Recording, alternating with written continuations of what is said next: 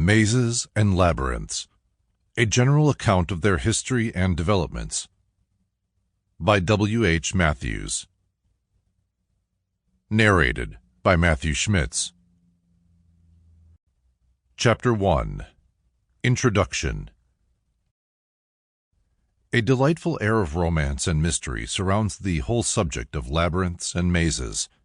The hedge-maze, which is the only type with which most of us have a first-hand acquaintance, is generally felt to be a survival of a romantic age, even though we esteem its function as nothing higher than that of a playground for children.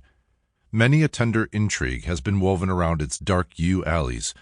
Mr. Compton Mackenzie, for example, introduces it most effectively as a lover's rendezvous in The Passionate Elopement, and no doubt the readers of romantic literature will recall other instances of a like nature. The story of Fair Rosamund's Bower is one which will leap to the mind in this connection. This type of maze alone is worth more than a passing thought, but it is far from being the only, or even the most interesting, development of the labyrinth idea. What is the difference, it may be asked, between a maze and a labyrinth? The answer is little or none.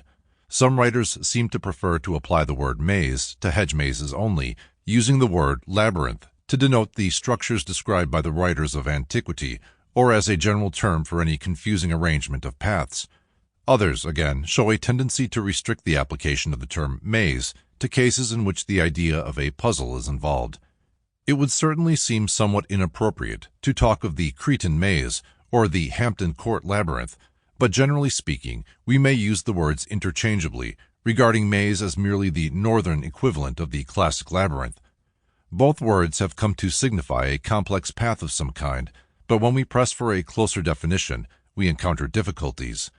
We cannot, for instance, say that it is a tortuous branched path designed to baffle or deceive those who attempt to find the goal to which it leads, for though that description holds good in some cases, it ignores the many cases in which there is only one path without branches, and therefore no intent to baffle or mislead, and others again in which there is no definite goal.